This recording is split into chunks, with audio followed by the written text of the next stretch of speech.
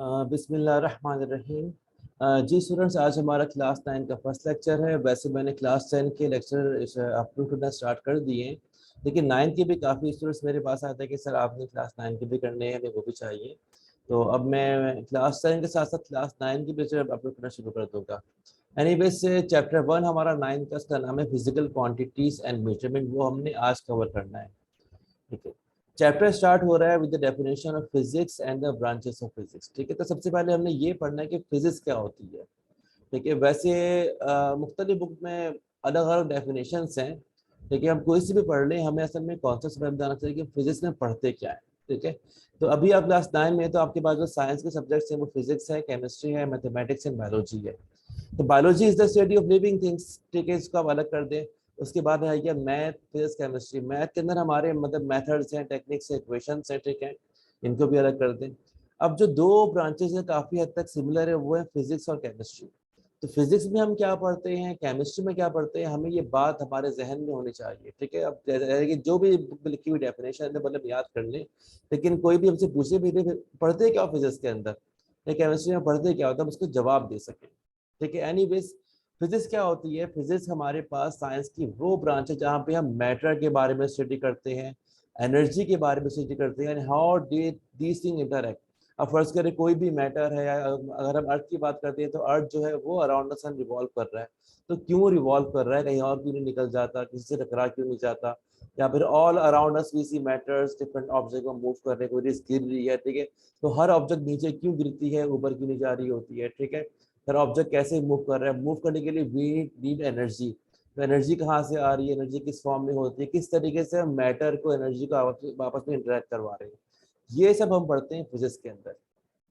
तो केमिस्ट्री में क्या पढ़ते हैं, केमिस्ट्री के अंदर कोई भी मैटर है, मेरे हाथ में से पेन है ये, ठीक है, तो ये किस चीज से बना हुआ है, यानी कि हम पढ़ते हैं मैटर की कंपोजिशन को। और अगर ये वाला मैटर किसी और मैटर से रिएक्ट करेगा तो उसका क्या इफेक्ट होगा, उससे कुछ नया चीज बन जाएगा या नहीं बनेगा, या कैसे बनेगा। ठीक है, तो फिजिक्स के अंदर पढ़ते हैं बेसिकली मैटर की मोशन को, मैटर की प्रॉपर्टीज को, मैटर के बिहेवियर को।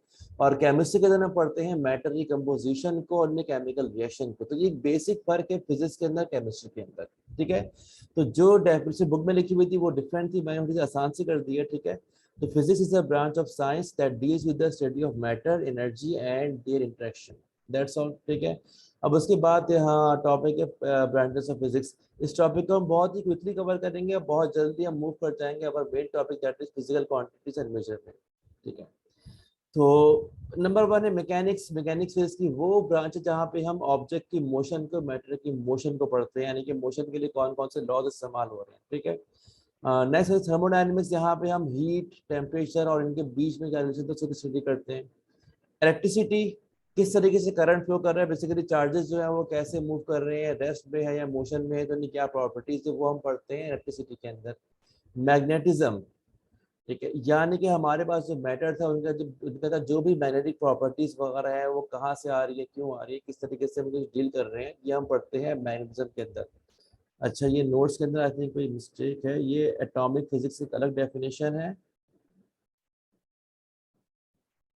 ठीक है, अच्छा, आप लोग को मैंने यही नोट्स अपलोड किए हुए थे, वहां पे ये करेक्शन है। ठीक है, तो कोई भी मैटर है वो एटम से मिलके बना हुआ है। ठीक है, तो एटम जो है मतलब इसी प्रॉपर्टीज है वो हम पढ़ते हैं एटॉमिक फिजिक्स के अंदर। ऑप्टिक्स, अच्छा, ऑप्टिक्स का ताल्लुक लाइट से है, यानी कि लाइट की प्रॉपर्टीज और जितने भी हमारे ऑप्टिकल इंस्ट्रूमेंट है, माइक्रोस्कोप है, टेलीस्कोप है, कैसे वर्क कर रहा है। ठीक है, और लाइट की क्या प्रॉपर्टीज है ये हम पढ़ेंगे ऑप्टिक्स के अंदर। साउंड, साउंड वेव्स हैं, इनकी कैसी प्रॉपर्टीज हैं, क्या एप्लीकेशन है, ये सब पढ़ेंगे हम साउंड फिजिक्स के अंदर। उसके बाद ये न्यूक्लियर फिजिक्स, ये भी अलग है। अभी एटॉमिक फिजिक्स की मजीद सब ब्रांच है, यानी कि यहाँ पर किसी भी एटम के अंदर जो न्यूक्लियस था, ठीक है, वो किन पार्टिकल से मिलके बना हुआ था, उनका क्या बिहेवियर है, वो कैसे इंटरेक्ट कर रहे हैं। इनफैक्ट ये कि जो हमारे पास फ्यूजन रिएक्शन है या फ्यूजन रिएक्शन है, यानी कि जो एटॉमिक बॉम्ब था ये किस तरीके से रिएक्ट करता है, यानी कि उससे क्या रिएक्शन इन्वॉल्व है, वो सब हम पढ़ेंगे न्यूक्लियर फिजिक्स के अंदर। पार्टिकल फिजिक्स के अंदर जो जितने भी हमारे एलिमेंट्री बेसिक पार्टिकल्स हैं, ठीक है, वो हम पढ़ेंगे पार्टिकल फिजिक्स के अंदर। उसके बाद एस्ट्रोफिजिक्स, ठीक है, जो हमारे पास एस्ट्रोनॉमिकल ऑब्जेक्ट्स यानी कि अर्थ से बाहर जाके जो भी हमारे पास स्पेस का रीजन है वहाँ पर जो भी स्टडी है ठीक है, ऑब्जेक्ट कैसे मूव कर रहे हैं, अर्थ है, सन है, मून है, ग्रेविटेशन वगैरह, ये हम पढ़ेंगे एस्ट्रोफिजिक्स के अंदर। जो हमारे एस्ट्रोनॉमस्ट होते हैं, जो हमारे जो खलाबाज होते हैं, क्या बोलते हैं, एस्ट्रोनॉट वगैरह, वो जाकर क्या रीडिंग ले रहे होते हैं, हम मार्स के बारे में पढ़ना चाह रहे हैं। ठीक है, अच्छा, उसके बाद प्लाज्मा फिजिक्स। ठीक है, ये हमारे पास मैटर की चौथी स्टेट है जिसको हम पढ़ेंगे इस ब्रांच के अंदर। जियो फिजिक्स है, इसका ताल्लुक अर्थ के स्ट्रक्चर से, यानी कि जो अर्थ है और इंटरनली कैसे बना हुआ है, क्या क्या मतलब उसके लेयर से, अर्थ की हम पढ़ेंगे जियो फिजिक्स के अंदर। ठीक है, तो ये क्वेश्चन अक्सर पेपर में आता है, यानी कि define physics and discuss any 3 branches और मैक्सिमम 5 ब्रांचेस। तो ये आप लोगों ने याद करना है, पेपर में आ सकता है, इंपॉर्टेंट क्वेश्चन। ठीक है, अब हम आते हैं अपने मेन टॉपिक की तरफ, that is physical quantities and measurement. ठीक है, तो सबसे पहले फिजिकल क्वांटिटी क्या होती है, व्हाट आर फिजिकल क्वांटिटी। तो any quantity that can be measured is called a physical quantity, यानी कि हर वो क्वांटिटी जिसको हम मेजर कर सके वो फिजिकल क्वांटिटी कहलाती है। ठीक है, अगर मैंने लेक्चर स्टार्ट किया फर्स्ट सर के मुझे 5 मिनट्स हो गए, तो आई कैन मेजर टाइम, कितना टाइम हो गया, 5 मिनट। ठीक है, मैंने डिस्टेंस कवर किया 20 मीटर का या 20 किलोमीटर का, तो I can measure distance, I can measure mass. तो जिन जिन क्वांटिटीज को मैं मेजर कर सकूं वो कहलाती है फिजिकल क्वांटिटीज। बहुत सारी क्वांटिटीज ऐसी है वी कैन नॉट मेजर। मुझे खुशी हो रही है, मुझे बहुत दर्द हो रहा है, तकलीफ हो रही है, दीज आर एब्स्ट्रैक्ट क्वांटिटीज। भाई कितनी खुशी हो रही है, 2 किलो की हो रही है, 5 किलो की हो रही है, तो हम वी कैन नॉट मेजर। हाँ, we can tell the extent, ज्यादा हो रही है, कम हो रही है, पेन हो रहा है तो ज्यादा हो रहा है, कम हो रहा है, but we can not measure this quantities. तो जिन क्वांटिटीज को मेजर कर सके they are called physical quantities. So among the physical quantities we have total 7 fundamental और base quantities। ठीक है, और उसके अलावा जितनी भी क्वांटिटीज है वो इन्हीं 7 क्वांटिटीज में से ड्राइव हुई हैं। तो जो हमारे पास जो बेस क्वांटिटीज हैं वो कौन कौन सी हैं, ठीक है, यहाँ पे लिस्ट मौजूद है, length, mass, time, electric current, intensity of light, temperature and amount of substance. ये हमारे पास 7 बेस क्वांटिटीज हैं, और ये इनके एस आई यूनिट है। मैं यहाँ पे इसको ऐड कर दूँ, एस आई यूनिट। ठीक है, बिकॉज कोई भी फिजिकल क्वांटिटी है तो उसको हम मुख्तलिफ यूनिट्स के अंदर मेजर कर सकते हैं। ठीक है, तो अब यानी कि कोई लेंथ को कोई मीटर में मेजर कर रहा है, तो कोई किलोमीटर में, तो कोई सेंटीमीटर में, तो कोई मिलीमीटर में। सो देयर इज नीड कि हर क्वांटिटी का कोई ना कोई स्टैंडर्ड यूनिट हो, जो कहलाता है एस आई, यानी कि इंटरनेशनल सिस्टम ऑफ यूनिट्स। तो लेंथ का जो एस आई यूनिट है वो है मीटर, सिंबल इसका स्मॉल है। मास का है किलोग्राम, सिंबल है केजी। अब मास को मैं ग्राम, माइक्रोग्राम, पौंड, इनमें भी मेजर कर सकता हूँ। लेंथ को मैं यार्ड्स के अंदर, माइल्स के अंदर, किलोमीटर के अंदर भी मेजर कर सकता हूँ। टाइम का जो एस आई यूनिट है वो है सेकंड, और सिंबल है स्मॉल एस। इलेक्ट्रिक करंट का एम्पियर है और सिंबल है कैपिटल ए। तो कैपिटल और स्मॉल से भी फर्क पड़ता है, कभी भी एम्पियर को हम स्मॉल ए में नहीं लिखेंगे और सेकंड को कैपिटल एस में नहीं लिखेंगे।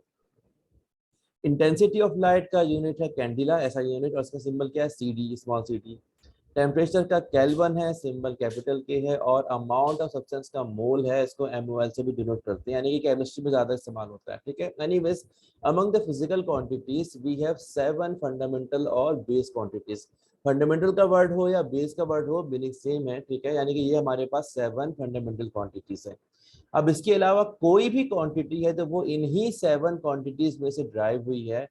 डेंसिटी है, फोर्स है, एरिया है, वॉल्यूम है, ये सब कुछ एग्जांपल्स हैं हमारे पास ड्राइव क्वांटिटी के। इन शॉर्ट, इन 7 के अलावा कोई भी क्वांटिटी है, we have hundreds of quantities, वो सारी की सारी ड्राइव क्वांटिटीज हैं, यानी कि वो इन्हीं क्वांटिटी में से ड्राइव हुई है।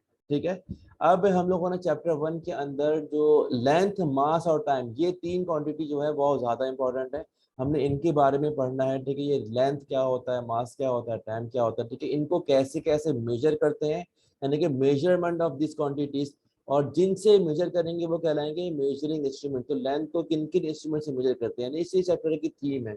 हमने पहले पढ़ा फिजिकल क्वांटिटीज क्या होती हैं, ठीक है, अब उनकी मेजरमेंट पढ़नी है। ठीक है, बाद में मेजर करने के लिए हमने कौन कौन से इंस्ट्रूमेंट इस्तेमाल करते हैं उनके बारे में भी पढ़ना है। ठीक है, अच्छा, अब next topic is standard of length.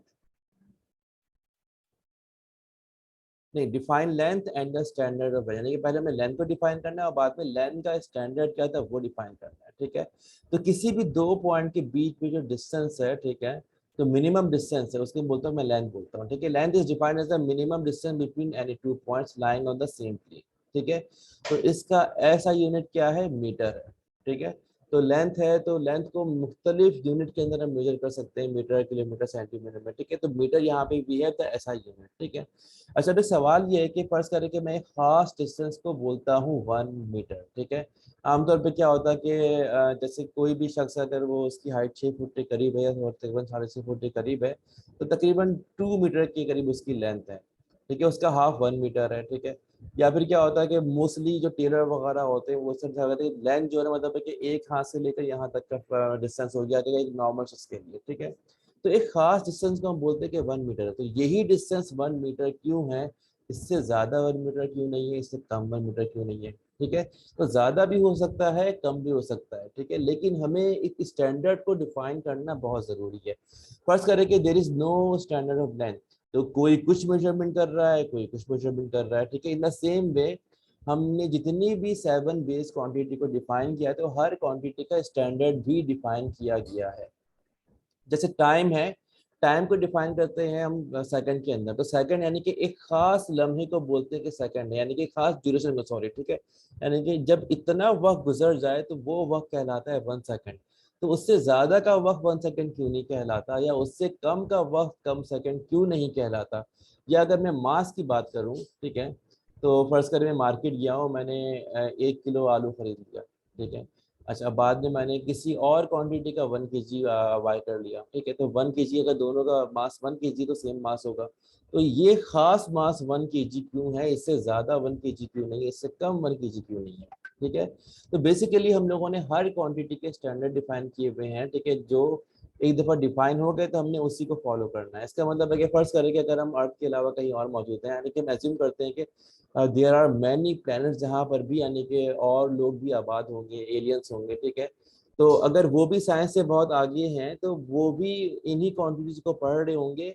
उनके नाम मुख्तलिफ होंगे, क्या पता वो लेंथ पे कुछ और बोलते हो, और उनका स्टैंडर्ड मुख्तलिफ होगा, ठीक है। अब जैसे कि हमारी दुनिया में इतना टाइम 1 घंटा है, तो क्या पता किसी और दुनिया में जो है ना, मतलब है कि उनके, हमारी दुनिया के 1 घंटे उनकी दुनिया के 2 हफ्ते के बराबर हो, ठीक है। ऐसा पॉसिबल है, ठीक है। और अक्सर मतलब है कि मूवीज के अंदर या अक्सर इस तरह में इस तरह का जिक्र होता है कि मैं वहां गया तो वहां पे टाइम जल्दी गुजर गया, क्योंकि वहां का स्टैंडर्ड मुख्तलिफ था। तो बेसिकली लेंथ का भी कोई ना कोई स्टैंडर्ड है, मास का भी स्टैंडर्ड है, और टाइम का भी स्टैंडर्ड है। मैं काम ये करता हूँ कि तीनों के स्टैंडर्ड को एक साथ डिफाइन कर देता हूँ, वो भले बाद में है, ठीक है। पहले हम स्टार्ट करते हैं मास से। मास का भी कहीं ना कहीं स्टैंडर्ड लिखा होगा, ठीक है। तो मास का स्टैंडर्ड क्या था कि दुनिया भर के साइंटिस्ट थे, वो फ्रांस के शहर पेरिस के अंदर साइंटिस्ट ने एक इरेडियम का पीस था सिलेंडर की फॉर्म के अंदर, ठीक है। मैं यहाँ पे ड्रॉ कर देता हूँ, यानी कि in the form of cylinder, ठीक है, यानी कि इस तरीके से होता है सिलेंडर, ठीक है। अब फर्स्ट जो बोर्ड मार्कर है, ये भी एक सिलेंडर की फॉर्म, ठीक है। तो बुक में डायमेंशन लिखी हुई है, यानी कि एक सिलेंडर का पीस था जो कि इरेडियम का बना हुआ था, यानी कि एक मटेरियल था इरेडियम, ठीक है। अच्छा, इसका डायामीटर जो था तकरीबन 39 मिलीमीटर, और जो इसकी हाइट थी वो भी तकरीबन 39 मिलीमीटर, ठीक है। तो साइंटिस्ट ने क्या किया, इस पीस को जो है ना, मतलब है कि पकड़ के लहरा दिया कि भाई आज से इसका जो भी मास है वो दुनिया भर में 1 kg माना जाएगा, ठीक है। तो उस पीस के रेफरेंस से हम मास को करते हैं कैलकुलेट, यानी कि मैं कहीं भी जाऊंगा उस मास का डबल 2 kg, उस मास का हाफ 0.5 kg, ठीक है, उस मास का 1000 टाइम्स 1 टन हो गया। तो वो जो हमारे पास इरेडियम का पीस है, वो हमारे पास मास का स्टैंडर्ड है, ठीक है। तो दुनिया भर में जो मास का स्टैंडर्ड है वो पीस है, और वो पीस अभी भी पेरिस के अंदर म्यूजियम में रखा हुआ है, मौजूद है, ठीक है, वैक्यूम के अंदर है, ठीक है। तो उस पीस का जो भी मास था उसको हम लोगों ने 1 kg मान लिया, तो वो हमारे पास हो गया मास का स्टैंडर्ड। नीचे इसकी डेफिनेशन आ भी जाएगी। अब हम बात करते हैं लेंथ के स्टैंडर्ड, ठीक है। लेंथ का स्टैंडर्ड क्या है, ठीक है। यहाँ पे क्या लिखा हुआ था, length of the path travel by light in vacuum during the time interval of 1/299,792,458 second, यानी कि इतने कम अरसे में जो लाइट है वो कितना पाथ ट्रेवल करता है। ये बहुत कम अरसा है, यानी कि 1 सेकेंड से बहुत ज्यादा कम अरसा है, ठीक है। तो इसको इमेजिन करना भी बहुत मुश्किल है, ठीक है। तो हमने ये डिफाइन किया है लेंथ का स्टैंडर्ड, ठीक है। क्या वैल्यू है, 1/299,792,458।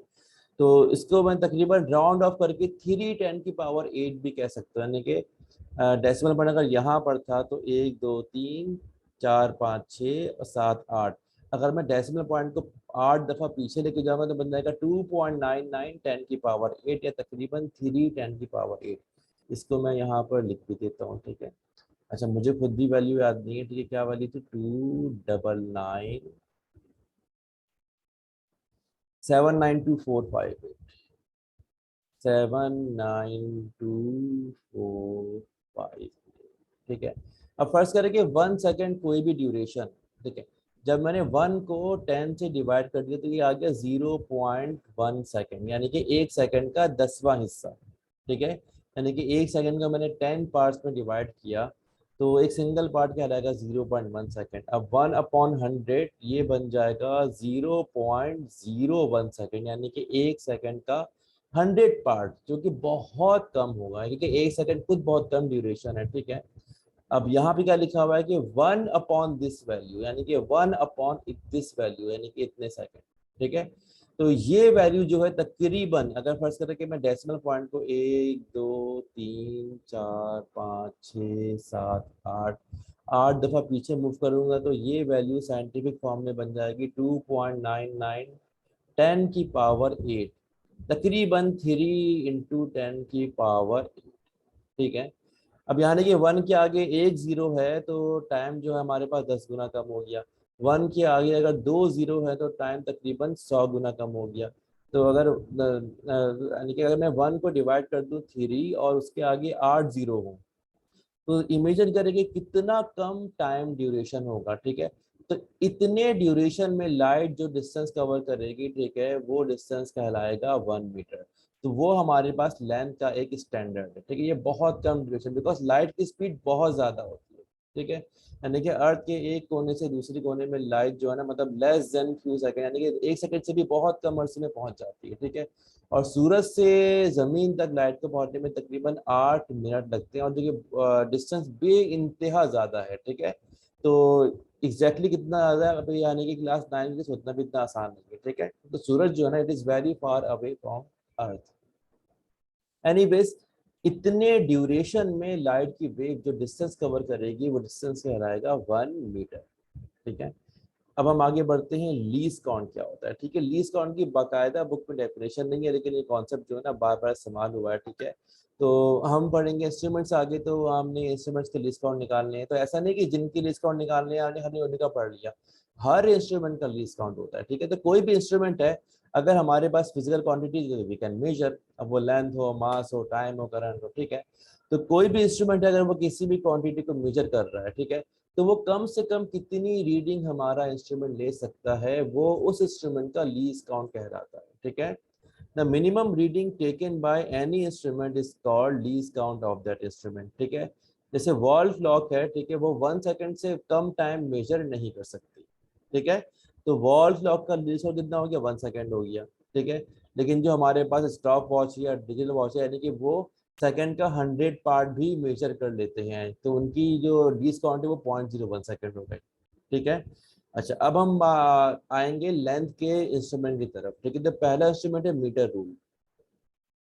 तो जिस तरीके से आप लोग के ज्योमेट्री पावर जो स्केल होता है, तो मीटर रूल बिल्कुल वैसा ही होता है। फर्क क्या है कि उसकी लेंथ 1 मीटर होती है। आमतौर पे क्या होता है कि लकड़ी का स्केल होता है जिसकी लेंथ 1 मीटर होती है। ये आपको लेबोरेटरी के अंदर इजीली अवेलेबल होगा, आप वहाँ देखेंगे भी, ठीक है। तो ये बिल्कुल आम स्केल जैसा ही होता है, ठीक है। तो इसमें क्या होता है, मैं यहाँ पे ड्रॉ भी कर देता हूँ। अगर आप लोग अपने आम स्केल को देखें तो आम स्केल में क्या होता है, ठीक है। आम स्केल के अंदर मतलब है कि ये हमारे पास ये एक 0 की लाइन है, ठीक है, और ये हमारे पास 1 की लाइन है, ये हमारे पास 2 की लाइन है, एंड सो ऑन, ठीक है। अब यहाँ पर होती है 10 डिवीजन, 1 2 3 4 5 वाली थोड़ी बड़ी होती है, 6 7 8 9, ये 10 फीट, ठीक है, ये और बड़ी हो जाएगी, ठीक है। यानी कि यहाँ से लेके यहाँ तक का फासला 1 सेंटीमीटर है। अब 1 सेंटीमीटर को मजीद 10 पार्ट में डिवाइड किया हुआ, तो यहाँ से लेके यहाँ तक का फासला जो है ना वो है तकरीबन 1 मिलीमीटर या 0.1 सेंटीमीटर। इसका मतलब जो कि हमारा जो मीटर रूल है ना वो 1 मिलीमीटर या 0.1 सेंटीमीटर से मजीद कम रीडिंग मेजर नहीं कर सकता, ठीक है। तो इसका जो लीस्ट काउंट था वो कितना हो जाएगा, अगर मैं बात करूं सेंटीमीटर में, तो सेंटीमीटर में लीस्ट काउंट हो जाएगा 0.1 सेंटीमीटर। ठीक है, यानी कि जो हमारा आम स्केल है, मीटर रूल है, ठीक है, वो 0.1 सेंटीमीटर से कम रीडिंग मेजर नहीं कर सकता। ठीक है, तो मीटर रूल क्या करता है, लेंथ को मेजर करता है। लेबोरेटरी में इस्तेमाल कर सकते हैं इसको, ठीक है, बगे होता है। ठीक है, इसकी लेंथ 1 मीटर होती है, यानी कि इट हैज तकरीबन 100 सेंटीमीटर इन इट। ठीक है, लेकिन जो आपके बैग में स्केल है तो वो 12 सेंटीमीटर का होगा, या उस मतलब है कि 14 का, यानी कि उससे ज़्यादा का नहीं होता है। ठीक है, सही है। अच्छा, हर सेंटीमीटर को जो है ना 10 स्मॉल डिवीजन में डिवाइड किया, मैंने शो किया था। ठीक है, तो यानी कि सिंगल डिवीजन जो है ना वो 1 मिलीमीटर है या फिर 0.1 सेंटीमीटर है। ठीक है, तो इसीलिए इसका लीस्ट काउंट कितना होता है, 0.1 सेंटीमीटर और 1 मिलीमीटर। ठीक है, इसके बाद जो हमारा अगला इंस्ट्रूमेंट है उसका नाम है वर्नियर कैलिपर। ठीक है, वर्नियर कैलिपर भी लेंथ को मेजर करता है। ठीक है, लेकिन फर्क क्या है कि ये लेंथ को ज्यादा बेहतर तरीके से मेजर करता है, यानी कि ज्यादा प्रिसाइज या ज्यादा एक्यूरेट मेजरमेंट रहता है। इन शॉर्ट, इसका लीस्ट काउंट जो है वो मीटर रोल से और कम होता है। ठीक है, आमतौर पे क्या होता है कि स्मॉल ऑब्जेक्ट है या फिर उनकी डायमीटर है, या कोई भी मतलब है कि हॉलो ऑब्जेक्ट है उसका इंटरनल डायमीटर है, अगर कोई लेंथ है उनको मेजर करता है। ठीक है, तो जो इसकी मैक्सिमम मेजरमेंट होती है वो तकरीबन अप टू 6 और 7 6 सेंटीमीटर होती है, उससे ज़्यादा मेजरमेंट नहीं करते, बिकॉज ये स्मॉल लेंथ को मेजर करने के लिए काम आता है, लेकिन ज़्यादा एक्यूरेसी के साथ। थोड़ी सी मैं एग्जांपल देता हूँ। ठीक है, अब जैसे ये हमारे पास स्केल था। ठीक है, अब एक लाइन है यहाँ तक है, लाइन को मैं कर रहा हूँ हाईलाइट, ये लाइन यहाँ तक है। मुझे इस लाइन की लेंथ मेजर करनी है। ठीक है, तो मैंने लाइन के स्टार्टिंग पॉइंट को 0 से मैच किया, 0.5, 0.6, 0.7 और ये 0.8, तो इसकी लेंथ 0.7 सेंटीमीटर है। ठीक है, लेकिन उससे थोड़ी ज़्यादा है, इसकी लेंथ 0.7 सेंटीमीटर से थोड़ी ज़्यादा है, और 0.8 सेंटीमीटर से थोड़ी कम है। यानी कि जो ये लाइन है जो यहाँ तक आ रही है, ठीक है, इसकी लेंथ 0.7 और 0.8 के बीच में है। ठीक है, अब एग्जैक्टली और यानी कि मतलब है कि मजीद जो बेहतर रीडिंग है ना हमारा स्केल नहीं कर सकता। ठीक है, तो हम बोलेंगे 0.7 है, क्या पता किसी ने 0.9 के 0.8 कह दिया। ठीक है, वर्नियर कैलिपर जो होता है वो 0.1 सेंटीमीटर का भी 10वां हिस्सा मेजर कर सकता है। यानी कि अगर मैं इसी लाइन की लेंथ को कैलिपर से मेजर करूंगा तो वो मुझे ये बता देगा कि 7 कितना, यानी कि 7 के बाद क्या बता 7.4 हो, यानी कि मे बी इस लाइन की लेंथ जो है ना एग्जैक्टली 0.74 सेंटीमीटर हो। तो ये मेजरमेंट हम वर्नियर कैलिपर से कर सकते हैं, लेकिन आम स्केल से यानी कि जो हमारा रूलर है या मीटर रूलर से नहीं कर सकते। ठीक है, कैसे करेंगे इसको मुझे स्टडी करते हैं। तो वर्नियर कैलिपर की डायग्राम आप लोग को बुक में बनी हुई मिल जाएगी। ठीक है, you can see from the book. ठीक है, बल्कि इट इज़ मोर बेटर कि अगर मैं डायग्राम को एक दफ़ा शो भी कर दूँ। ठीक है, let me show the diagram. Book खुली हुई है मेरे पास, फिजिक्स 10। ठीक है, ये हमारी क्लास 10 की बुक है, ये जो क्लास 10 की बुक है ना।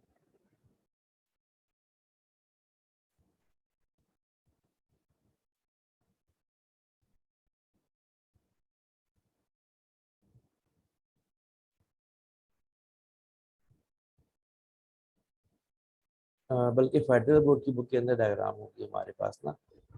बेसिकली फेडरल बोर्ड के लेक्चर वगैरह भी मैंने अपलोड करने हैं। फिजिक्स 9।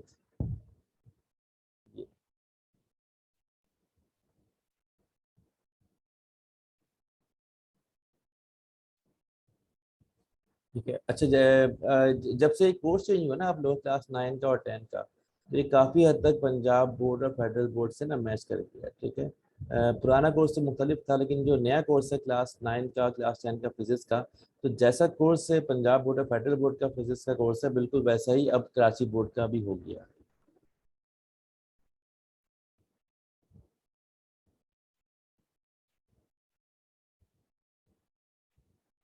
जी सूरज, ये स्क्रू गेज है और ये वर्नियर कैलिपर है। ठीक है, ये हमारे पास डायग्राम है वर्नियर कैलिपर की। ठीक है, इसे मैं कॉपी पेस्ट कर लेता हूँ।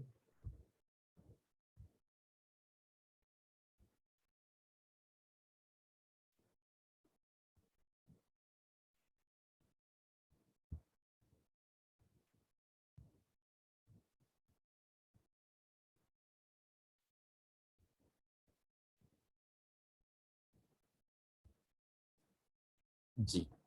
अच्छा, ये वर्नियर कैलिपर की डायग्राम है, मुझे बड़ी कर देता हूँ, ठीक है। तो अब इसे क्या है, कैसी यानी कि बना हुआ कैसे, अब यहाँ पर क्या है कि वी हैव टू जॉस, ठीक है। ठीक है, ये वाला जॉ है, ये हमारा मेन स्केल है, जो हमारा इसका मेन स्केल है बिल्कुल हमारे आर्म स्केल जैसा होता है, ठीक है। मेन स्केल के साथ एक जॉ बना हुआ है, ठीक है, जॉ फिक्स है, ठीक है। और ये पार्ट हमारा मूव करता है, ऐसे आगे पीछे स्लाइड करता है, इसे हम बोलते हैं मूवेबल पार्ट। तो ये वाला जॉ कहलाता है मूवेबल जॉ, ठीक है। तो मुझे किसी भी ऑब्जेक्ट की अगर रीडिंग मेजर करनी है, तो ऑब्जेक्ट को मैं दोनों जॉस के बीच में प्लग कर दूंगा, ये जॉ फिक्स है। अब मैं इस जॉ को मतलब मूव करूंगा और ऑब्जेक्ट को यहाँ प्लग कर दूंगा। ऑब्जेक्ट को प्लग कर देने के बाद मैं ऑब्जेक्ट की रीडिंग निकालूंगा, ठीक है। अच्छा, इन दोनों जॉस के अलावा यहाँ पे दो जॉस और है, ये कहलाते हैं इंटरनल जॉस। इनका काम क्या होता है कि कोई भी मेरे पास हॉलो ऑब्जेक्ट है, फसर मार्कर का ढक्कन है। अब ढक्कन का जो इंटरनल डायमीटर है उसकी अगर मुझे मेजरमेंट निकालनी है, तो मैं निकाल सकता हूँ with the help of internal jaws, ठीक है। अब जरा देखते हैं हम टुवर्ड्स द नोज। तो वर्नियर कैलिपर के अंदर दो जॉज होते हैं, ठीक है। एक जॉ फिक्स है, ठीक है, जो कि मेन स्केल से अटैच है, ठीक है। दूसरा वाला जॉ मूव करता रहता है, ठीक है। और दूसरे वाले जॉ के अंदर एक वर्नियर स्केल अटैच है, ठीक है। इस मूव करने वाले जॉ को हम स्लाइड करते हैं मेन स्केल के ऊपर, और बाद में किसी भी ऑब्जेक्ट की लेंथ निकालनी हो तो ऑब्जेक्ट को हम क्लिप कर देते हैं दोनों जॉज के बीच में, ठीक है। तो ये जो जॉ मूव कर रहा है, यहाँ पर एक स्केल बना हुआ है, यहाँ पे 10 लाइनें, यानी कि 0 से लेकर 10 तक, ये कहलाता है वर्नियर स्केल, ठीक है। तो अगर, और जो ये हमारा कहलाता है मेन स्केल। अब मुझे किसी भी ऑब्जेक्ट की अगर रीडिंग मेजर करनी है तो कैसे मेजर करूंगा, ठीक है। सही है। मेन स्केल के अंदर जो है वो सेंटीमीटर, मिलीमीटर, बिल्कुल जिस तरीके से हमारे आम स्केल में या मीटर रूल में मार्किंग है वैसे मार्क के भी होते हैं। और वर्नियर स्केल में तकरीबन 10 डिविजन होती है, ठीक है। अच्छा, अब इसका जो लीस्ट काउंट है वो हमारे पास मीटर रूल से, यानी कि हमारे जो ज्योमेट्री बॉक्स के स्केल से काफी कम होता है। कितना कम होता है? 10 गुना कम होता है। यानी कि अगर हमारे पास लीस्ट काउंट है मीटर रूल का 0.1 सेंटीमीटर, तो वर्नियर कैलिपर कितना? 0.01 सेंटीमीटर, इसको मैंने पहले भी एक्सप्लेन किया था, ठीक है। लीस्ट काउंट कैसे निकालेंगे? मुझे किसी भी कैलिबर का लीस्ट काउंट निकालना होगा तो minimum reading on main scale, यानी कि जो मेन स्केल की मिनिमम रीडिंग है उसे मैं डिवाइड कर दूंगा number of division on vernier scale, ठीक है। तो हमारे पास जो मिनिमम रीडिंग है मेन स्केल वो कितनी है? 1 मिलीमीटर या 0.1 सेंटीमीटर, ठीक है। तो अगर मुझे लीस्ट काउंट निकालना हो वर्नियर कैलिपर का,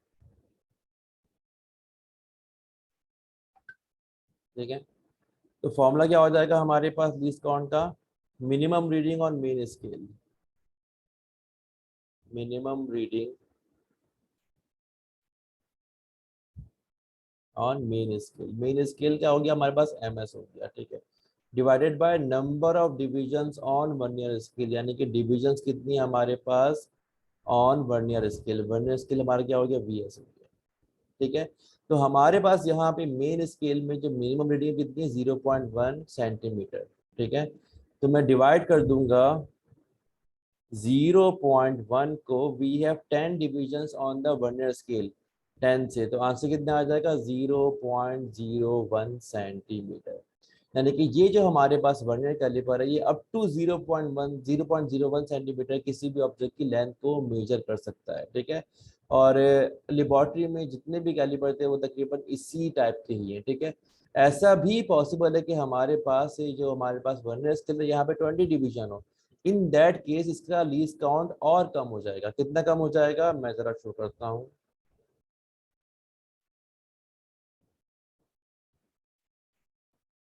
ठीक है। अब फर्ज करें कि मेरे पास यहाँ पे वर्नियर स्केल के अंदर बजाय 10 के 20 डिवीजन है, ठीक है। तो ऐसे कैलिपर का जब मैं लीस्ट काउंट निकालूंगा तो वो मजीद कम होगा। कितना कम होगा? लेट्स सी, ठीक है। उसका लीस्ट काउंट होगा, minimum reading on main scale कितनी हो जाएगी हमारे पास? 0.1 सेंटीमीटर।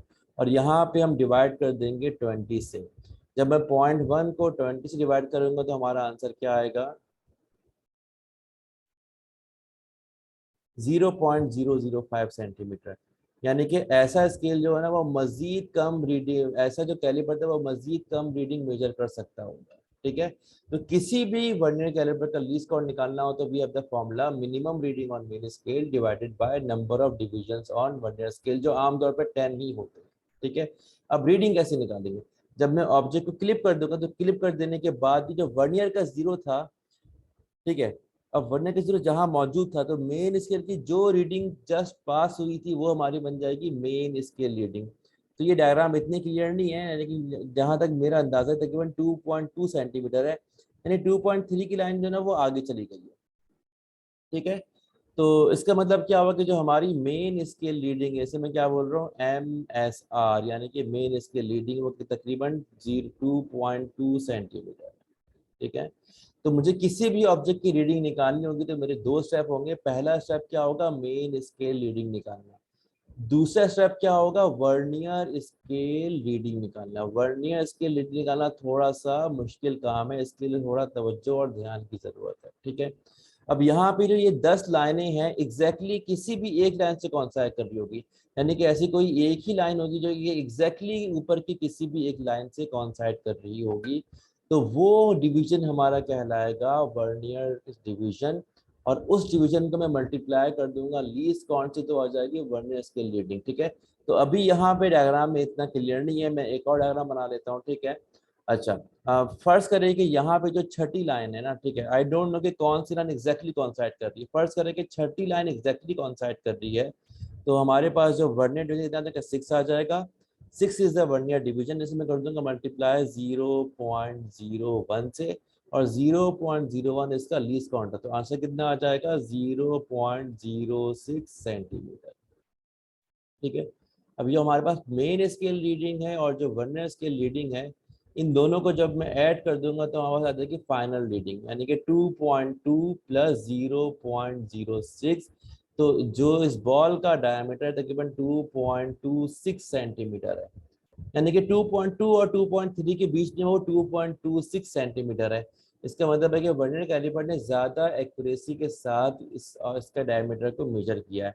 अगर मैं इसके डायमीटर को मेजर करूंगा स्केल के जरिए, तो मेरा आंसर 2.2 और 2.3 के बीच में कहीं आएगा, कहाँ आएगा वो मुझे नहीं मालूम होगा। ठीक है, अच्छा, अब इसकी एक डायग्राम ऐसी देख लेते हैं जो थोड़ी क्लियर हो। ठीक है, डायग्राम अगर यहाँ क्लियर बनी हुई है कि नहीं, ये जीरो एरर की है। चलिए इसको थोड़ा इनलार्ज कर लेंगे, मैं इस डायग्राम को थोड़ा सा मतलब ये कि पेस्ट करके इनलार्ज करने की कोशिश करता हूँ।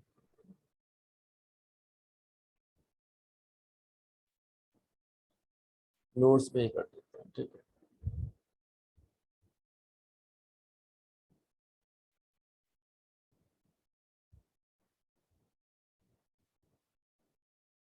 जी स्टूडेंट्स। ठीक है, अब देखिए इधर हम वर्नियर रीडिंग कैसे निकालेंगे जब हमारे हाथ में वर्नियर कैलिपर होगा। ठीक है, अब अब यहाँ पे ये डिवीजन 1 है, ये 0 है, डिवीजन 1 है, डिवीजन 2 है, तो 1 2 3 4 5। तो इन तमाम लाइनों में से एग्जैक्टली कौन सी लाइन कॉन्साइड कर रही है, तो अगर मैं गौर करूंगा तो बहुत ध्यान देने के बाद मुझे ऐसा लग रहा है कि ये छठी और ये सातवीं, जो सातवीं डिवीजन है, ये इस लाइन से एग्जैक्टली कॉन्साइड कर रही है। अच्छा, यहाँ पे यही शो किया हुआ है। ठीक है, तो ये सातवीं डिवीजन जो है वो इस लाइन से एग्जैक्टली कॉन्साइड कर रही है, यानी कि अगर इस पोजीशन पे हमारा कैलिपर था, तो जो हमारी वर्नियर रीडिंग होगी वो क्या होगी, 7 डिवीजन, जिसको मैं कर दूंगा मल्टीप्लाई लीस्ट काउंट से, तो आ जाएगी वर्नियर स्केल रीडिंग। ठीक है, वैसे मतलब ये डायग्राम जो है ना वो जीरो एरर के हवाले से वो हम बाद में पढ़ेंगे। ठीक है, मैं आप लोग को ये बता रहा हूँ कि किस तरीके से हम मेजरमेंट लेंगे। इसका प्रैक्टिकल भी है, आप लोग का प्रैक्टिकल भी होगा लैब के अंदर, यानी कि आपके हाथ में कैलिपर दिया जाएगा। ठीक है, और मोस्टली क्या होता है कि जब कैलिपर हाथ में आता है, कोई बोलता है कि भाई सातवीं वाली है, कोई कहता है छठी है, कोई कहता है पांचवी है, यानी कि ऑब्जर्वेशन के लिहाज से हर किसी की रीडिंग मुख्तलिफ भी होती है, बिकॉज एग्जैक्टली कौन सी कॉन्साइड कर रही है मालूम करने के लिए बहुत ध्यान देना पड़ता है, बहुत केयरफुली देखना पड़ता है। ठीक है, तो अगर मुझे वर्नियर कैलिपर से रीडिंग निकालनी है, ठीक है, तो मैं पहले निकालूंगा मेन स्केल रीडिंग। ठीक है, यानी कि जो हमारा 0 है वर्नियर स्केल का, इसने मेन स्केल की कौन सी लाइन को जस्ट पास किया है, वो बन जाएगी हमारी मेन स्केल रीडिंग। तो यहाँ पे 2.2 है, इतना क्लियर नहीं है, लेकिन ये है कि आपके डायग्राम अगर साफ हो तो क्लियर होगा। ठीक है, उसके बाद हम निकालेंगे वर्नियर स्केल रीडिंग, यानी कि इन 10 डिवीजन में से कौन सी डिवीजन किसी भी लाइन से एग्जैक्टली कॉन्साइड कर रही है। तो मैंने सपोज किया है कि छठी वाली कॉन्साइड कर रही है, तो छठी डिवीजन को मैं मल्टीप्लाई करूंगा लीस्ट काउंट से, तो जाके मुझे मिलेगी वर्नियर स्केल रीडिंग। और दोनों रीडिंग को ऐड कर दूंगा तो मेरे पास इस ऑब्जेक्ट की लेंथ आ जाएगी, जिसकी लेंथ की मेजरमेंट करनी है, वो डायमीटर की फॉर्म के अंदर हो या किसी और फॉर्म के अंदर हो, ठीक है। यानी कि मैं तो मेजर लेंथ कर रहा हूँ ना, यानी कि यहाँ से लेके यहाँ तक की लेंथ मेजर कर रहा हूँ, जो कि इस बॉल का डायामीटर है। जी, अब हम वापस आते हैं नोट्स की तरफ, ठीक है। अच्छा, अब जो बातें मैंने आपको बताई हैं वही यहाँ पे लिखी हुई है, यानी कि मुझे किसी भी ऑब्जेक्ट की अगर लेंथ मेजर करनी है तो मैं ऑब्जेक्ट को दोनों जॉस के बीच में क्लिप करूंगा, ठीक है। मेन स्केल रीडिंग नोट करूंगा, ठीक है, bye counting the lines before the zero line of the vernier scale, यानी कि मेन स्केल में वो लाइन जो कि वर्नियर की जीरो से पहले आई है, ठीक है। तो ये कहलाएगी मेन स्केल रीडिंग, ठीक है। उसके बाद मैं नोट करूंगा वर्नियर स्केल रीडिंग, ठीक है। Count the next line of vernier scale after zero exactly coinciding with any line of the main scale. तो वर्नियर की 10 में से कोई सी भी डिवीजन जो कि एग्जैक्टली किसी भी लाइन से कॉन्साइड कर रही होगी वो होगी हमारे पास वर्नियर स्केल डिवीजन, लेकिन इसको मैं मल्टीप्लाई करूंगा लीस्ट काउंट से तो मुझे मिल जाएगी वर्नियर स्केल रीडिंग। अब इन दोनों रीडिंग को मैं ऐड करूंगा तो मेरे पास ऑब्जेक्ट की लेंथ आ जाएगी, ठीक है।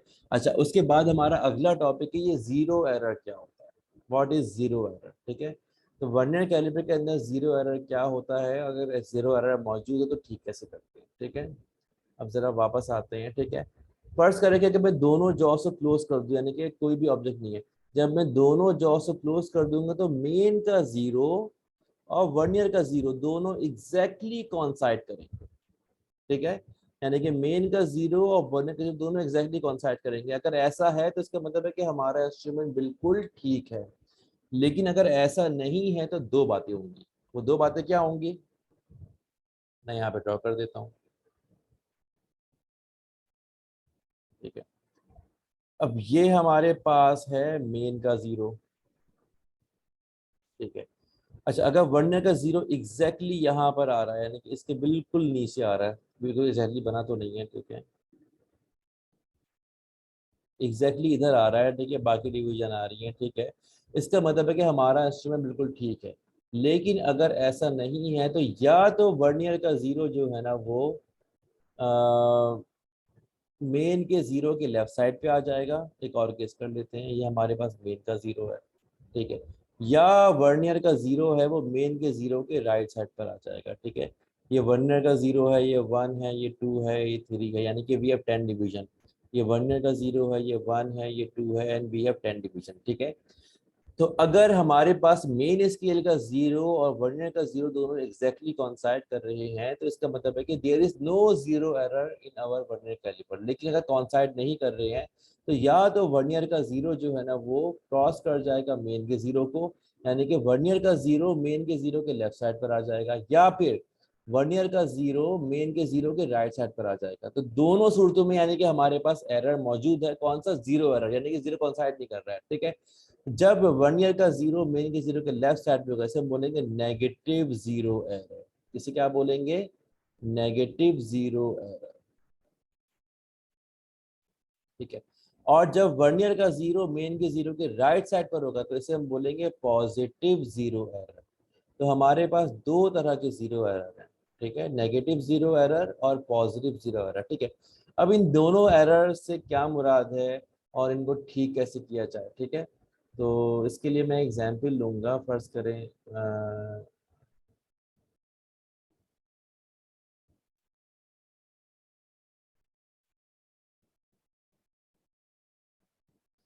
फर्ज करें कि हमारे पास ना कोई स्केल है,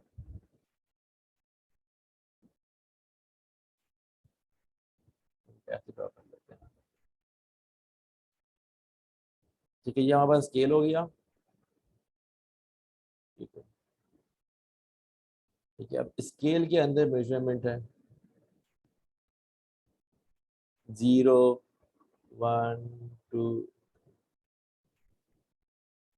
1, 2, 3, 4, 5, 1, 2,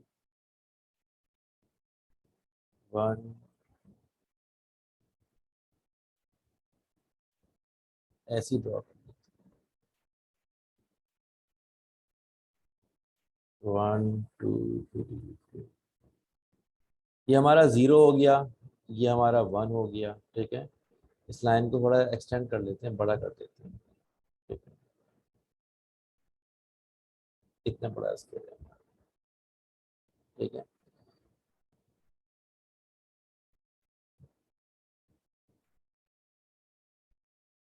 तो ये 0 सेंटीमीटर, 0 है, ये हमारा 1 सेंटीमीटर, इधर कहीं हमारा होगा 2 सेंटीमीटर, इधर कहीं हमारा होगा 3 सेंटीमीटर। अब मैं 3 के अंदर और लाइन बना रहा हूँ, 1 2 3 4 5, 1 2 3 4 5, यानी कि इधर हमारा 4 सेंटीमीटर, ठीक है। अब ये स्केल था, टूट गया हमारे पास, ठीक है। फर्ज करें कि इस जगह से टूट गया, ठीक है। तो अब ये स्केल ऐसा रह गया, ठीक है, यानी कि इतना हिस्सा स्केल का हमारे पास टूट गया। तो आमतौर पे क्या होता है कि जो हमारा तरीका है, मुझे किसी भी लाइन की मेजरमेंट करनी होती है तो लाइन के स्टार्टिंग पॉइंट को मैं 0 से कॉन्साइड करके मैच करता हूँ, और उसके बाद वो लाइन जहां तक जा रही है उस लाइन पर जो मेरे पास डिवीजन है, फर्ज करें कि वो लाइन यहाँ तक आ रही है, ठीक है, वो लाइन यहाँ तक आ रही है, इधर तक आ रही है, ठीक है। तो ये हमारे पास लाइन की रीडिंग है, ठीक है। तो 3.1, ठीक है। अगर मेरे पास कोई भी लाइन है वो यहाँ तक आ रही है तो उसकी कितनी मेजरमेंट होगी, 3.1 उसकी मेजरमेंट होगी, ठीक है। अच्छा, वो पूरी लाइन है कि स्टार्ट 0 से हो रही है, यहाँ तक आ रही है, ठीक है। अब हुआ क्या कि मेरे पास स्केल टूट गया, ठीक है। टूट गया तो ये वाला पोर्शन तो है ही नहीं, ठीक है। अब मैं कैसे मेजरमेंट करूँ, ठीक है, पाकिस्तान ये काम तो चलाना है, ठीक है। अब मुझे किसी भी लाइन की मेजरमेंट करनी है तो मैं क्या करूंगा कि लाइन को स्टार्ट करूंगा 1 से, बिकॉज मुझे 1 नजर आ रहा है, यानी कि ये लाइन का स्टार्टिंग पॉइंट होगा और ये लाइन यहाँ तक जा रही है, ठीक है। फर्स्ट करेंगे किसी भी लाइन का स्टार्टिंग पॉइंट जो ना 1 है और वो जा रही है 3.1 तक, ठीक है। तो उस लाइन की लेंथ 3.1 सेंटीमीटर है, जी नहीं, क्योंकि हमने स्टार्ट 0 से नहीं लिया। असल में क्या हुआ कि मेरे स्केल के अंदर तकरीबन 1 सेंटीमीटर का एरर आ गया, यानी कि मैं रीडिंग 1 सेंटीमीटर के बाद से ले रहा हूँ, ठीक है। तो जब मैं रीडिंग लूंगा तो आंसर आ रहा है 3.1 सेंटीमीटर। अब इसमें मैं सब्ट्रैक्ट करूंगा 1 सेंटीमीटर, तो जाके मुझे एक्चुअल आंसर मिलेगा 2.1 सेंटीमीटर, ठीक है। अच्छा, इस तरह के एरर को मैं बोलूंगा जीरो, पॉजिटिव जीरो एरर, ठीक है। यानी कि जो मैं रीडिंग ले रहा हूँ तो वो मैं मेरा जो स्केल है वो ज्यादा रीडिंग ले रहा है, ठीक है। और जो एरर का पोर्शन था, यानी कि जितना एरर था उतनी ज्यादा रीडिंग ले रहा है, यानी कि असल में लाइन की लेंथ 2.1 सेंटीमीटर है, लेकिन स्केल शो कर रहा है 3.1 सेंटीमीटर। तो मेरे स्केल में 1 सेंटीमीटर का एरर है, तो जो भी रीडिंग मेरे पास आएगी मैं उसमें से 1 माइनस करूंगा तो जाके मुझे मिलेगी एक्चुअल रीडिंग। तो जीरो एरर में क्या होता है कि हमारी जो लेंथ है वो एक्चुअल से ज्यादा आती है, ठीक है। लेकिन कैलिपर में क्या होता है कि दो तरह के एरर हैं, पॉजिटिव भी है, नेगेटिव भी है, ठीक है। तो अगर कैलिपर के अंदर पॉजिटिव जीरो एरर है, ठीक है, तो पॉजिटिव जीरो एरर में क्या होता है हमारे पास, ठीक है, यानी कि हमारे पास जो मेन का जीरो है और वर्नियर का जीरो उसके सीधे हाथ पर है, ठीक है। यानी कि इतनी इसके अंदर एरर की वैल्यू है, ठीक है। तो वो वैल्यू ज्यादा मेजर कर रहा है। तो जब भी मेरे पास कैलिपर में पॉजिटिव जीरो एरर होगा तो जो भी एरर की वैल्यू होगी उसकी भी होगी कैलकुलेशन, तो वो मैं सब्ट्रैक्ट करूंगा, ठीक है। लेकिन यहाँ पे नेगेटिव जीरो एरर भी होता है। नेगेटिव जीरो एरर में क्या होगा कि मेरे पास जो जीरो है वर्नियर कैलिपर का वो मेन स्केल के जीरो के लेफ्ट साइड पर है, ठीक है। इन दैट केस जो हमारे पास जो रीडिंग आ रही है वो एक्चुअल से कम आ रही होगी, तो जो एरर की वैल्यू होगी वो मैं ऐड करूंगा तब जाके मेरे पास एक्चुअल रीडिंग आएगी, ठीक है। यानी कि आम स्केल में तो पॉजिटिव जीरो एरर ही पॉसिबल है, ठीक है। लेकिन वर्नियर कैलिपर के अंदर क्या होता है कि वो एरर पॉजिटिव भी होता है, नेगेटिव भी होता है। अगर पॉजिटिव जीरो एरर है तो मुझे एरर की वैल्यू को सब्ट्रैक्ट करना है, ठीक है। एरर की वैल्यू कैसे निकालेंगे, तो ये जो डायग्राम हमने देखी थी वो बेसिकली जीरो एरर की ही थी, ठीक है। अब इस बुक के अंदर क्या है कि यहाँ पर there is no zero error, ठीक है, यहाँ पर पॉजिटिव जीरो एरर है, ठीक है। अगर हमारे पास जीरो मेन स्केल का वर्नियर की राइट पर है तो जीरो कॉन्साइड नहीं कर रहा, तो कोई भी डिवीजन कॉन्साइड कर रही होगी, तो यहाँ पे सातवीं डिवीजन कॉन्साइड कर रही है। तो 7 division multiply by least count 0.01, यानी कि 0.07 सेंटीमीटर एरर की वैल्यू है। तो अगर मैं ऐसे कैलिपर से किसी भी ऑब्जेक्ट की लेंथ को मेजर करूंगा तो मेजर करने के बाद I will subtract the value of error 0.07, तब जाके मुझे सही रीडिंग मिलेगी। और अगर नेगेटिव जीरो एरर है यानी कि जो हमारा वर्नियर का 0 था वो सीधे हाथ पर है, तो वो तो कॉन्साइड नहीं कर रहा, तो कोई दूसरी लाइन कॉन्साइड कर रही होगी, तो जो भी लाइन कॉन्साइड करेगी वो होगी एरर की वैल्यू। और वैल्यू को निकाल लेने के बाद जब मैं किसी भी ऑब्जेक्ट की रीडिंग निकालूंगा ऐसे कैलिपर से जिसके अंदर -0 एरर है, तो मैं एरर की वैल्यू को ऐड करूंगा, तब जाके मुझे मिलेगी एक्चुअल रीडिंग। ठीक है, तो what is zero error in a vernier calliper. ठीक है, अगर मुझे जीरो एरर निकालना है, ठीक है, तो मैं जॉस को क्लोज करूंगा। ठीक है, अच्छा बहुत टाइट भी नहीं करना है, कि बस कांटेक्ट में आ गया, थोड़ा सा फोर्स लगाई, दैट्स ऑल। ठीक है, तो अगर वर्नियर का 0 कॉन्साइड कर रहा है मेन के 0 से, तो then there is no zero error. ठीक है, लेकिन जीरो एरर मौजूद है अगर जीरो लाइन वर्नियर की मेन के स्केल की 0 से कॉन्साइड नहीं कर रही है। ठीक है, अब पॉजिटिव जीरो एरर क्या होता है, यहाँ पर क्या होता है कि जो हमारे पास वर्नियर का 0 है वो मेन स्केल की 0 के राइट साइड पर होता है। करेक्शन ठीक कैसे करेंगे, अगर मुझे सही वैल्यू हासिल करनी है फॉल्टी इंस्ट्रूमेंट से, तो जो भी पॉजिटिव जीरो एरर की वैल्यू है मैं रीडिंग में से सब्ट्रैक्ट कर दूंगा, तब जाके मुझे एक्चुअल या करेक्टेड रीडिंग मिलेगी। ठीक है, और नेगेटिव जीरो एरर क्या होता है कि अगर मेरे पास जो वर्नियर सेल का 0 है वो मेन सेल के 0 के लेफ्ट साइड पर है, तो वो कहलाएगा नेगेटिव जीरो एरर। ठीक कैसे करेंगे, अगर मुझे सही वैल्यू हासिल करनी है, तो जो एरर की वैल्यू थी वो हम फाइनल रीडिंग में जो ऑब्जेक्ट अपनी रीडिंग निकाली ऐड कर देंगे, तब जाके मुझे एक्चुअल रीडिंग मिलेगी। ठीक है, एरर फ्री रीडिंग। ठीक है, तो ये हमारे पास था टॉपिक वर्नियर कैलिपर का। ठीक है, ये होता क्या है, कैसे बना होता है, इससे रीडिंग कैसे लेते हैं, उसके बाद उसके एरर्स। ठीक है, अब जिस तरह वर्नियर कैलिपर है, हमारे पास एक और इंस्ट्रूमेंट है स्क्रू गेज। ये वर्नियर कैलिपर से भी ज्यादा बेहतर है और ज्यादा एक्यूरेट है, इसकी जो एक्यूरेसी है कैलिपर से भी ज्यादा होती है। ठीक है, तो इसको हम माइक्रोमीटर स्क्रू गेज भी कहते हैं। क्यों कहते हैं इसकी वजह भी आपको बता दूंगा। ठीक है, अच्छा डायग्राम इसकी मैंने यहाँ पे शो नहीं की है, लेकिन बुक के अंदर है, मैं आपको कॉपी पेस्ट करके यहाँ पे दिखा देता हूँ डायग्राम इसके। ठीक है, फिर बाद में इसका लीज काउंट कैसे निकालते हैं, ठीक है, इसकी वर्किंग कैसे होती है, बाद में इसके अंदर भी एरर्स है उसको ब्रीट करेंगे इस थ्रू गेज के टॉपिक को।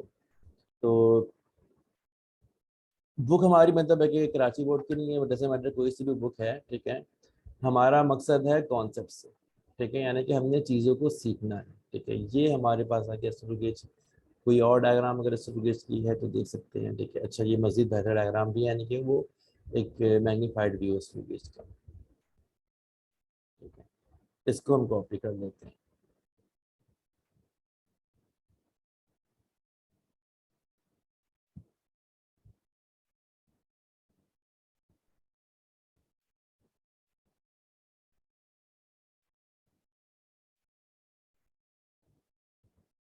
अच्छा बेसिक फर्क क्या है स्क्रू गेज के अंदर वर्नियर कैलिपर के अंदर, पहले करते डिस्कस इसको। ठीक है, तो बेसिक फर्क ये है कि वर्नियर कैलिपर के अंदर हम दूसरे स्केल यानी कि मेन स्केल के अलावा जो स्केल है उसको हम स्लाइड करते थे, लेकिन यहाँ पे हम क्या करेंगे, यहाँ पे रोटेट करेंगे, ऐसे गोल गोल घुमाएंगे। तो यहाँ पर ये जो ऑब्जेक्ट इसे बोलते थिम्बल बोलते हैं। ठीक है, इसको गोल गोल घुमाएंगे तो ये आगे पीछे मूव होगा। ठीक है, तो तकरीबन काफी हद तक सिमिलर है, बिकॉज यहाँ पे भी मेन स्केल है। ठीक है, ये जो हमें नजर आ रहा है ये गेज का मेन स्केल है, कि जो बिल्कुल आमतौर पे हमारे स्केल या फिर मीटर रूल जैसा होता है। ठीक है, अच्छा मेन स्केल के ऊपर जो माउंट हुआ है वो थिम्बल है, यहाँ बना हुआ है सर्कुलर स्केल। ठीक है, इसे हम बोलते हैं सर्कुलर स्केल। ठीक है, अच्छा इसको जब मैं घुमाऊंगा, यानी कि एक टर्न पे तकरीबन ये 1 मिलीमीटर का डिस्टेंस कवर करेगा। ठीक है, तो पहली बात है कि ये किस तरह का बना हुआ था देख लेते हैं। ठीक है, ये हमारे पास एक यू शेप का इसका फ्रेम है। ठीक है, और ये हमारे कहलाते हैं स्पिंडल और स्टड, यानी कि इन दोनों के बीच में हम ऑब्जेक्ट को क्लैंप करते हैं।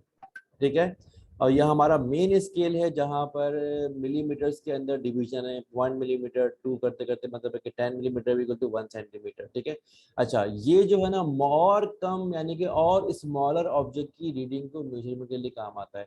तो मशीन के बहुत छोटे छोटे पार्ट्स हैं जिनकी जो लेंथ है मे बी कि 2.789 मिलीमीटर, यानी कि बहुत कम लेंथ है, तो मुझे बहुत ज़्यादा एक्यूरेसी के साथ उनको मेजर करने की ज़रूरत है, तो उसके लिए हम इस्तेमाल करते हैं स्क्रू गेज को। अब यहाँ पे मेन स्केल की लाइन को हम बोलते हैं इंडेक्स लाइन, इसको डेटम लाइन भी कहा जाता है। ठीक है, अच्छा और पढ़ते इसके बारे में। ठीक है, अब यहाँ पर क्या है कि ये जो सर्कुलर स्केल यहाँ पे थ्रेड्स बने हुए होते हैं जिस तरीके से स्क्रू वगैरह के अंदर होते हैं, यानी कि ये मूव करता है तो ये आगे बढ़ता है। ठीक है, कोई भी स्क्रू था जब मैं उसे एक टर्न दूंगा तो वो आगे डिस्प्लेस भी होता है। ठीक है। अच्छा, इसका लीस्ट काउंट निकालने का एग्जैक्टली सेम फॉर्मूला है जो फॉर्मूला हमारे पास वर्नियर कैलिपर का था। ये हमारा मेन स्केल है, वहां भी मेन स्केल था, वहां पे था वर्नियर स्केल, यहाँ पे था सर्कुलर स्केल।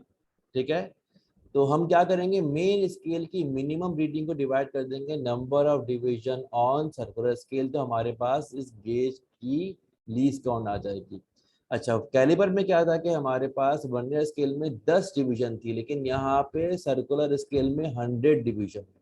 ठीक है, और दूसरी बात, the minimum reading on main scale is called pitch of the screw gauge. Term वही है, यानी कि minimum reading on main scale, लेकिन गेज भी हम इसको बोलते हैं कि ये गेज का पिच है। इसको पिच क्यों बोलते हैं, यानी कि पिच क्या होता है? पिच का मतलब ये है कि जब मैं इसको घुमाऊंगा, फर्स्ट करें कि यहाँ पे 70 है ना, ठीक है, तो जब मैं घुमा के वापस 70 पे ले आऊंगा तो मैंने इसे एक कंप्लीट सिंगल टर्न दिया। तो जब मैं इसको एक कंप्लीट सिंगल टर्न दूंगा तो ये मेन स्केल पे 1 मिलीमीटर का डिस्टेंस कवर करेगा, जो कि minimum reading on main scale है। तो इसको हम बोलेंगे गेज की पिच है। तो जब भी कोई बोलेगा भाई गेज की पिच इतनी है 0.1 मिलीमीटर, 0.1 सेंटीमीटर, इसका मतलब है कि it is minimum reading on main scale. ठीक है, तो जब मैं एक पूरा सिंगल टर्न कंप्लीट दूंगा तो ये तकरीबन 1 मिलीमीटर का डिस्टेंस ही कवर करेगा। ठीक है, अब फर्ज करें कि जब मैंने दोनों जॉस को यानी कि इनको क्लोज कर दिया, जब मैं इन्हें क्लोज कर दूंगा तो यहाँ पर जो हमारा ये सर्वर स्केल था बिल्कुल एग्जैक्टली यहाँ पर आ जाएगा जीरो के पास। ठीक है, और यहाँ पर जीरो शो हो रहा होगा, यानी कि ये इंडेक्स लाइन का जीरो, ठीक है, और सर्कुलर का जीरो दोनों आपस में यानी कि कॉन्साइड करेंगे, यानी कि यहाँ पे रीडिंग शो हो रही होगी जीरो, और ये मेन स्केल के जीरो तक पहुंच चुका होगा। ठीक है, in that case we can say कि जो हमारा गेज था ये एरर फ्री है। ठीक है, लेकिन अगर ये कॉन्साइड नहीं हो रहा है तो या तो वो ऊपर निकल जाएगा या नीचे होगा। ठीक है, तो then we have positive and negative zero error. इसको हम मजीद और आगे बढ़ेंगे। एनीवेज, इसका लीस्ट काउंट कैसे निकालेंगे, minimum reading on main scale, इसको क्या बोलेंगे, pitch of the screw gauge divided by number of division on the circular scale. ठीक है, तो हमारे पास पिच कितनी है, 1 मिलीमीटर है, और यहाँ पे तकरीबन 100 डिवीजन है, वहां पे 10 थी कैलिबर के अंदर, तो 1 मिलीमीटर डिवाइड बाय 10, हमारा आंसर आ गया 0.001 centimetre, also equal to 0.01 millimetre. तो हमारे पास वर्नियर कैलिबर का लीस्ट काउंट था 0.01 सेंटीमीटर, और स्क्रू गेज का लीस्ट काउंट है 0.001 सेंटीमीटर, यानी कि ये 1 मिलीमीटर का 100 पार्ट मेजर कर सकता है। जो वर्नियर कैलिपर था वो 1 मिलीमीटर का 10वां हिस्सा यानी कि 10th पार्ट मेजर कर सकता था। इसको जरा हम देख भी लेते हैं। ठीक है, अब जैसे फर्ज करें कि ये लाइन यहाँ पे खत्म हो रही है, ठीक है, 3.1 3.2, अब ये 3.1 और 3.2 में कितनी है हमारा स्केल मेजर नहीं कर सकता, बट कैलिपर कैन मेजर। अगर मैं कैलिपर से मेजर करूंगा तो मुझे ऐसा लग रहा है कि ये 3.1 3.2 में हाफ से थोड़ी सी कम, तो शायद ये 3.4 सेंटीमीटर हो। ठीक है, तो स्केल से आई कैन एज्यूम कि तकरीबन 3.4 के करीब होगा, सॉरी 3.14, 3.14।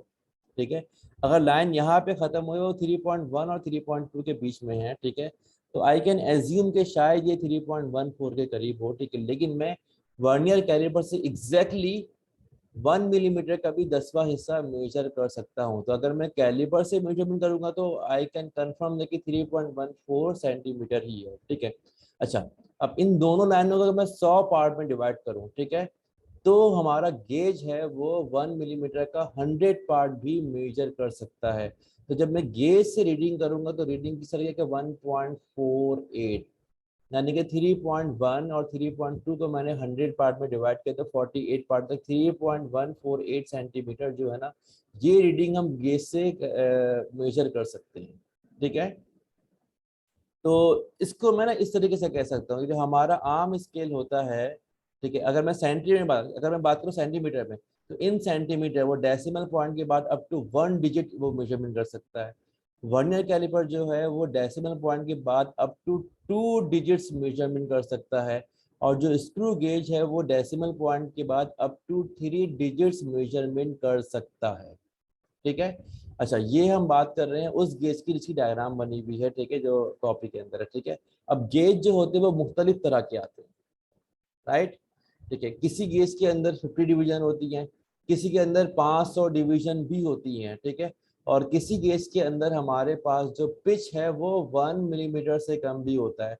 तो अक्सर स्केल ऐसे भी होते हैं जहाँ पे यानी कि 0 और 1 के बीच में 20 लाइन होती है, यानी कि हर 2 लाइन के बीच में छोटी सी लाइन और होती है, यानी कि 0.5 0.5 फिर 0.1, या फिर मिलीमीटर में 0.5 1 मिलीमीटर, फिर 1.5 और 2 मिलीमीटर। ठीक है, तो बहुत सारे गेज आपको ऐसे भी मिलेंगे जिनके अंदर जो हमारा पिच है गेज का वो 1 मिलीमीटर से भी कम होता है, यानी कि 0.5 मिलीमीटर होता है। ठीक है, और बहुत सारे गेज ऐसे भी मिलेंगे जिनके अंदर बजाय 100 डिवीजन के सर्कुलर स्केल के अंदर 500 डिवीजन भी होती है। ठीक है, तो अगर मैं किसी ऐसे गेज का लीस्ट काउंट निकालूं जिसके अंदर हमारे पास जिसका पिच जो है ना वो तकरीबन कितना हो 0.5 मिलीमीटर, अगर मैं मिलीमीटर की बात कर रहा हूँ। ठीक है, चलो लिखते हैं जिसका पिच जो है ना यानी कि minimum reading on main scale, ठीक है, वो कितना हो 0.5 मिलीमीटर। अब मैं मिलीमीटर में रीडिंग निकाल रहा हूँ। ठीक है, और उसके अंदर डिवीजन कितनी हो, सर्कुलर डिवीजन कितनी हो 500। ठीक है, तो उसका लीस्ट काउंट कैसे निकालेंगे, हम डिवाइड करेंगे पिच को number of division on the circular scale, तो 0.5 डिवाइड बाय 500, तो हमारे पास आंसर क्या आएगा, लेट्स सी। ये 0.001 मिलीमीटर, 0.001 मिलीमीटर। ठीक है, मिलीमीटर में कितना आ गया 0.001, तो सेंटीमीटर में कितना आ जाएगा 0.0001 सेंटीमीटर। बिकॉज अगर मैं मिलीमीटर की वैल्यू को 100 से डिवाइड कर दूंगा तो ये वैल्यू सेंटीमीटर में आ जाएगी। ठीक है, मीटर में कितना आ जाएगा, मीटर में आ जाएगा 0.20 और 0.000 फिर 20 और 1 मीटर। ठीक है, अब इस मीटर की वैल्यू को अगर मैं साइंटिफिक नोटेशन में कन्वर्ट करता हूँ तो डेसिमल पॉइंट को 1 2 3 4 5 6 आगे लेके जाऊंगा, तो ऐसे गेज का लीस्ट काउंट बन गया 1 10⁻⁻⁶ मीटर, और 10⁻⁶ हम बोलते हैं माइक्रो को, यानी कि 1 माइक्रोमीटर।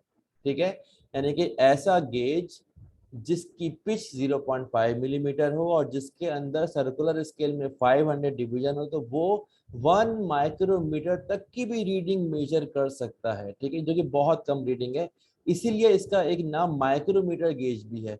स्क्रू गेज को हम माइक्रोमीटर गेज भी कहते हैं। ठीक है, अच्छा इस बात को ध्यान में रखें कि जितना ज्यादा किसी भी इंस्ट्रूमेंट का लीस्ट काउंट कम होगा वो उतना ही ज्यादा प्रिसाइज होगा, उसकी कॉस्ट भी ज्यादा होगी, इस लिहाज से महंगा भी होगा।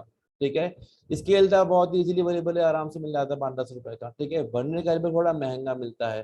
ठीक है, और उसको हैंडल भी बहुत ही केयरफुली करना पड़ता है, गेज और महंगा मिलता है, उसकी हैंडलिंग भी और ज्यादा केयरफुली करनी पड़ती है कि कहीं खराब ना हो जाए। ठीक है, इसका स्टैंडर्ड खराब ना हो जाए। ठीक है, हमने मास को मेजर करना है। ठीक है, तो अगर फर्ज करें कि नॉर्मल फिजिकल बैलेंस है जो कि सब्जी वाले के पास है। ठीक है, तो जो सब्जी वाले के पास जो फिजिकल बैलेंस है उसके पास 50 ग्राम से कम का बट्टा नहीं होता, होता ना कि 1 किलो का बट्टा, 2 किलो का बट्टा। ठीक है, हाँ भाई आलू कितना है, 2 किलो दे दो। ठीक है, ठीक है, तो वो जब भी हमें मतलब कि मेजरमेंट करेगा सब्जी देगा तो वो 1 किलो देगा, 2 किलो देगा, आधा किलो देगा, एक पाव देगा। ठीक है, उससे कम तो सब्जी लेते नहीं है। ठीक है, अदरक एक पाव ले लीजिए, एक पाव के अंदर भी 50 ग्राम का बट्टा होता है, उससे कम बट्टा उसके पास नहीं होता।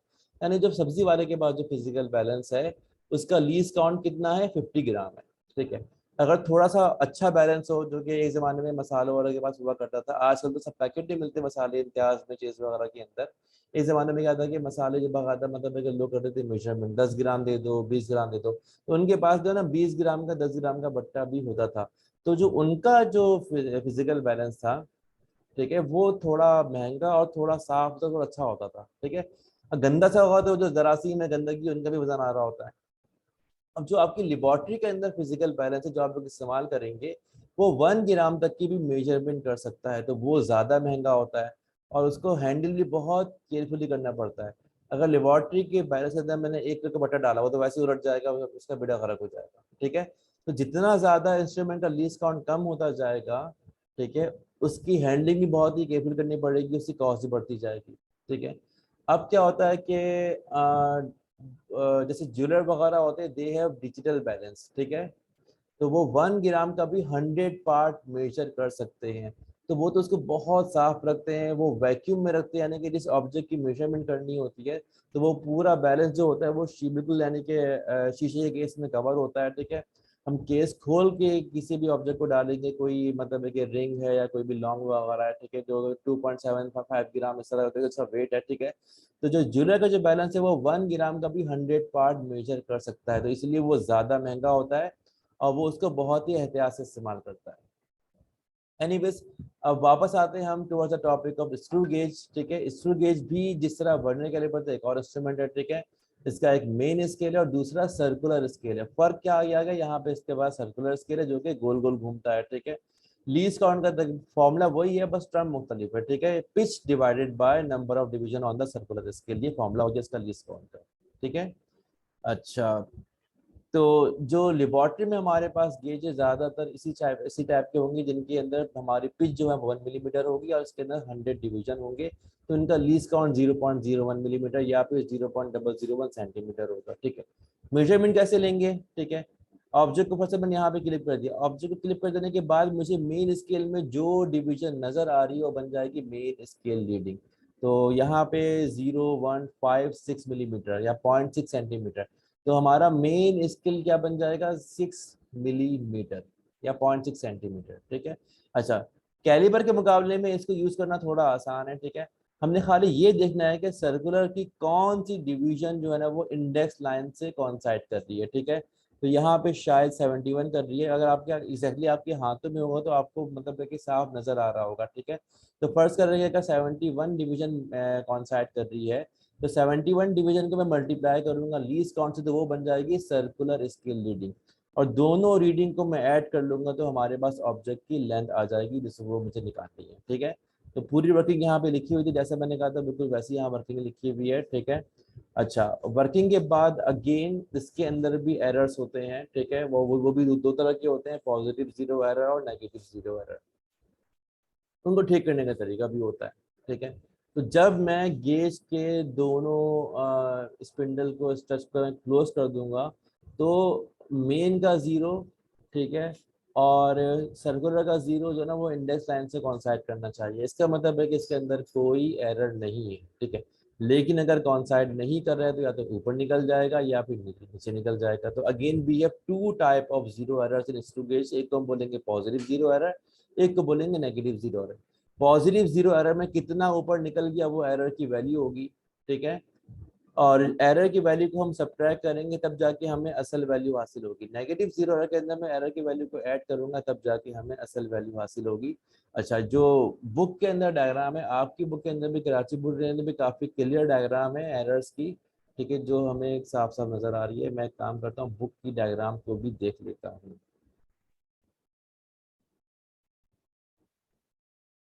ठीक है। अब यहाँ पे देखें, zero of the circular scale जो है ना वो इंडेक्स लाइन पर है, वो जीरो से कॉन्साइड कर रहा है, कि कोई किसी भी तरह का एरर नहीं है, ठीक है। अच्छा, अब यहाँ पर क्या हुआ, ठीक है। यहाँ पर ये हुआ कि जीरो अभी पहुंचा ही नहीं, ठीक है, जीरो अभी पहुंचा ही नहीं। तो यहाँ पर 15, 16, 17, 18 डिवीजन यहाँ पे जीरो नहीं है। इसका मतलब है कि 18 division multiply by least count, इस केस में यहाँ पे एरर की वैल्यू है, ठीक है। इसको मैं मजीद मैग्नीफाई भी कर देता हूँ, बस इतना भी काफ़ी है, ठीक है।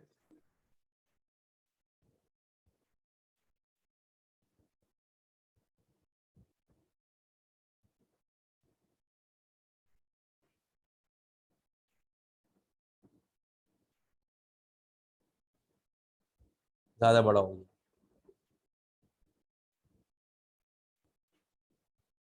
जी। तो जब मैंने स्क्रू गेज को क्लोज किया तो क्लोज कर देने के बाद यहाँ पर जीरो नहीं आया। अगर जीरो यहाँ पर आता तो वो इसका मतलब है कि हमारा इंस्ट्रूमेंट बिल्कुल ठीक है, इसमें किसी भी तरह का जीरो एरर नहीं है।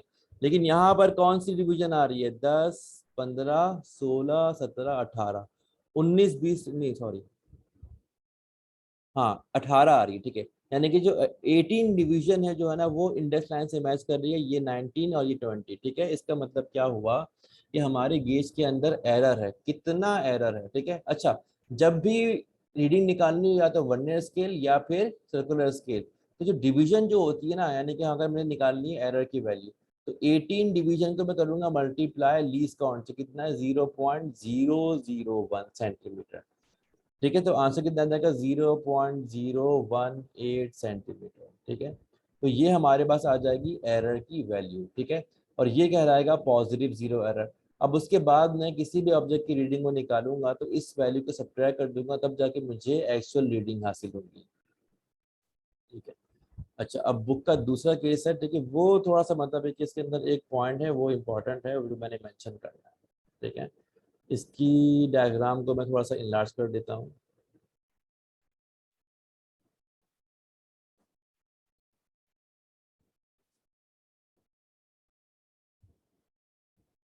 इसको डिलीट कर देते हैं, ठीक है। अब जरा देखिए इधर, ठीक है। अच्छा, अब जब मैं इसको क्लोज कर रहा हूं तो अभी जीरो रीच ही नहीं हुआ, ठीक है।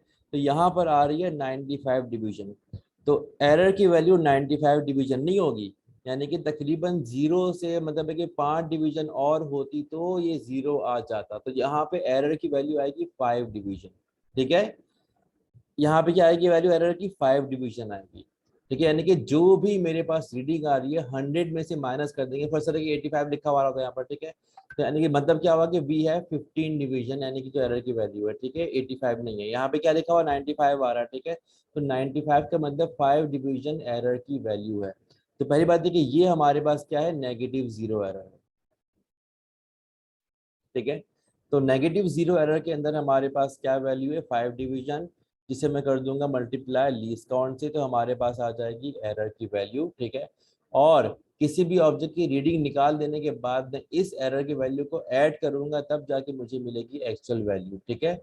तो पॉजिटिव जीरो एरर में एरर की वैल्यू को सब्ट्रैक्ट करके हम निकालते हैं एक्चुअल वैल्यू, और नेगेटिव जीरो एरर में एरर की वैल्यू को ऐड करके हम निकालते हैं एक्चुअल वैल्यू, ठीक है। यानी कि हम एरर की करेक्शन करते हैं, ठीक है। तो आज के लेक्चर को मतलब है कि फर्स्ट लेक्चर को हम यहाँ तक रखते हैं, बाद में इंशाल्लाह नेक्स्ट लेक्चर के अंदर हम बाकी टॉपिक को कवर करेंगे। Okay students, thank you very much.